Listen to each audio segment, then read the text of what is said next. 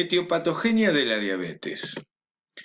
La diabetes mellitus se describe como un desorden metabólico de etiología múltiple caracterizado por la presencia de hiperglucemia crónica con trastornos del metabolismo en los hidratos de carbono, las grasas y las proteínas, como resultado en la secreción o en la acción de insulina o ambas. Constituye una enfermedad muy frecuente cuya prevalencia en nuestro país, del último consenso de factores de riesgo, se estima en el 12,7% de la población. Afecta todas las edades y en el 90% está producido por la diabetes tipo 2, de los cuales 4 de cada 10 individuos desconoce su enfermedad. Los tres principales defectos metabólicos en la diabetes son la disminución progresiva de la secreción de insulina, un aumento en la producción hepática de la glucosa y una disminución del ingreso de glucosa al tejido periférico denominada insulinoresistencia. La diabetes mellitus tipo 1 es una enfermedad autoinmune poligénica. Se caracteriza por la destrucción progresiva de las células beta de los islotes pancreáticos. Representa el 5 al 10% de los casos totales de diabetes en el mundo y la cifra llega al 85% en menores de 20 años. Es más frecuente en Finlandia y otros países del norte de Europa, donde la incidencia es de 60 casos por 100.000 habitantes por año. Es una enfermedad genéticamente influida e inmunológicamente mediada, que resulta finalmente en la destrucción progresiva de la célula beta, deficiencia de insulina y síntomas manifiestos. Esta situación se alcanza cuando la masa de células beta se ha reducido en el 80 al 90%. La mayoría de los pacientes con diabetes tipo 1 también son mediados inmunológicamente y se los denomina tipo A. Algunas formas de diabetes tipo 1 no tienen evidencia de autoinmunidad y son denominadas idiopáticas o tipo B. La mayoría de estas son de origen africano o asiático. Podemos decir entonces que en la diabetes tipo 1 interactúan tres factores: una base genética, el medio ambiente y por último la destrucción de la célula beta de los islotes pancreáticos por el fenómeno de autoinmunidad. Se han involucrado 40 loci y los principales genes que se han demostrado tienen una relación estrecha con la diabetes tipo 1 y son los que codifican las proteínas de clase 2 del sistema mayor de histocompatibilidad en el cromosoma 6. Un 2% de los neonatos en USA son heterocigotos para DR3 y DR4, en comparación con el 30% de los niños que desarrollan diabetes tipo 1. Los loci DQB1 0301 y DQB1 0302 se encuentran en un 90-95% de los pacientes diabéticos tipo 1, mientras que se observan solo en el 6% de los pacientes sanos. Existe una relación más fuerte de diabetes tipo 1 cuando los loci DQ, alfa y beta, son considerados juntos con los DR, por ejemplo, HLA-DR3 con el DQB1 o HLA-DR4 con el DQB1. Si bien en la mayoría de los casos se detectan en individuos sin historia familiar de la enfermedad, existe un mayor riesgo entre hermanos gemelos homocigotos que llega al 50%, mientras que en los dicigotos tienen una concordancia del 6 al 10%. A la predisposición genética se le suma algún desencadenante ambiental. Han sido involucrados virus como el de la parotiditis, el de Epstein-Barr, el Coxsackie, los citomegalovirus y el de la rubiola. También lo ha involucrado con una exposición temprana al gluten y a la caseína de la leche de vaca y su exposición antes de los 3 o 4 meses de vida. La presencia de autoanticuerpos es el factor determinante de la inmunidad de la diabetes y su aparición nos va a servir como factor diagnóstico de la enfermedad.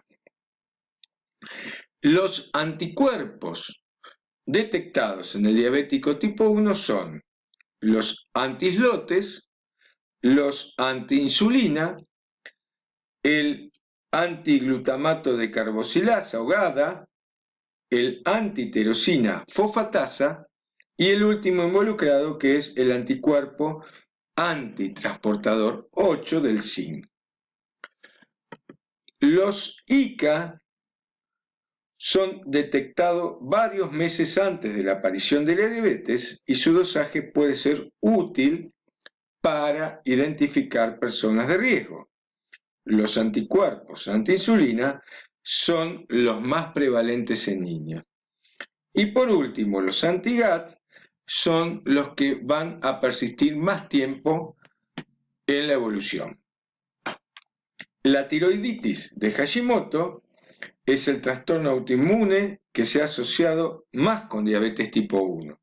También la enfermedad celíaca y se expresa por la presencia de anticuerpos anti-indomisio y anticuerpos anti-glutaminasa tisular.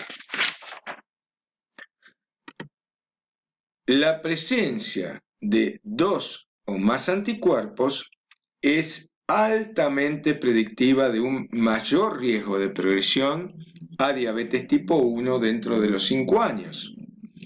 Los autoanticuerpos parecen desarrollarse en forma secuencial y la insulina parece ser el autoantígeno primario para el inicio de la enfermedad.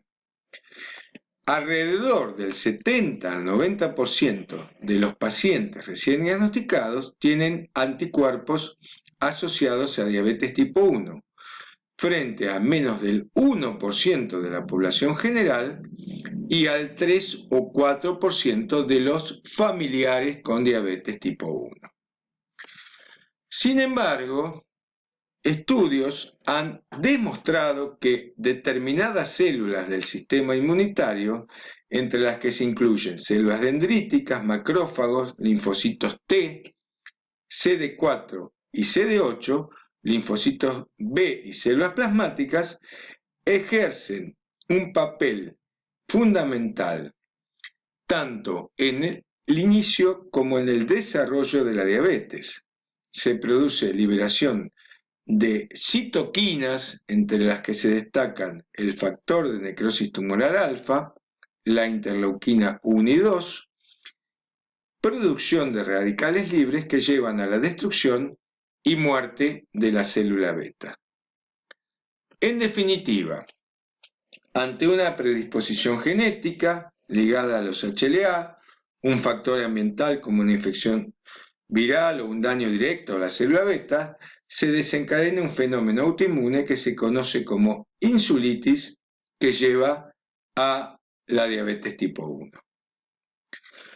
Podemos decir que la historia natural de esta enfermedad pasa por 3 etapas, y cada una de estas dependerá de la masa de células beta funcionantes.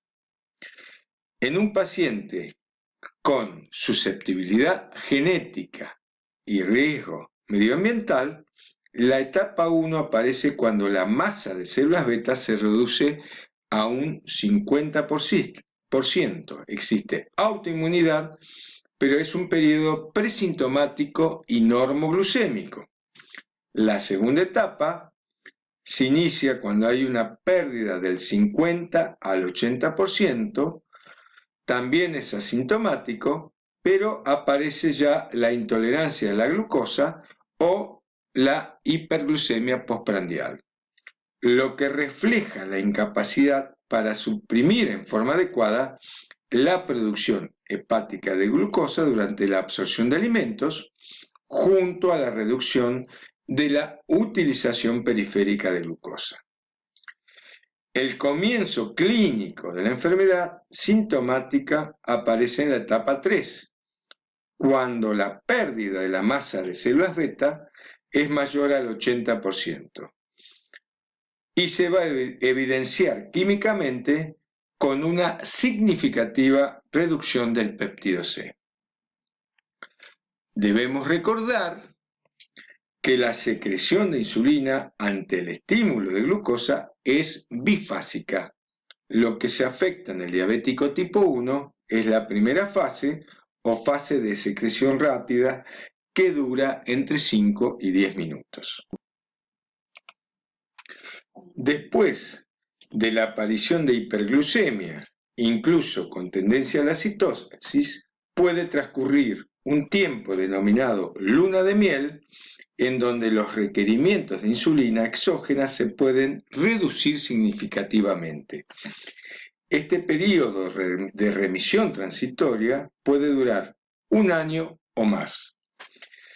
Finalmente, dentro de los 5 años en niños y dentro de los 10 años, independiente de la edad de inicio, la destrucción de la célula beta es completa y la deficiencia de insulina es absoluta. En ocasiones, la distinción clínica entre diabetes tipo 1 y diabetes tipo 2 no es clara al momento de la presentación. Y alrededor del 15 al 20% de los pacientes clasificados inicialmente como diabéticos tipo 2 resultan positivos a alguno de los anticuerpos contra los islotes. Este subgrupo se lo cataloga como el LADA, latente autoinmune diabetes del adulto. Comparten muchas semejanzas genéticas e inmunológicas con la diabetes tipo 1. Esta entidad aparece después de los 30 años, incluso en el 20% en mayores de 55 años. La destrucción de la célula beta se hace progresiva y los requerimientos de insulina se manifiestan precozmente. Los niveles de péptido C se reducen y en general no existe una historia familiar de la diabetes tipo 2. Se la conoce también como diabetes tipo 1,5. Por último, los factores de riesgo de diabetes tipo 1 autoinmune los podemos enumerar como antecedentes familiares de diabéticos tipo 1, que se ve altamente incrementado en gemelos monocigotos con más del 50% de las posibilidades. Alimentación con leche de vaca en forma precoz, antes de los 3 o 4 meses de vida, peso al nacer de más de 4,5 kilos, presencia de otras enfermedades autoinmunes como la enfermedad de Hashimoto, el Graves, síndrome de Addison o la anemia perniciosa. Y, por último, pacientes con raza blanca, especialmente del norte de Europa, fundamentalmente de los países nórdicos.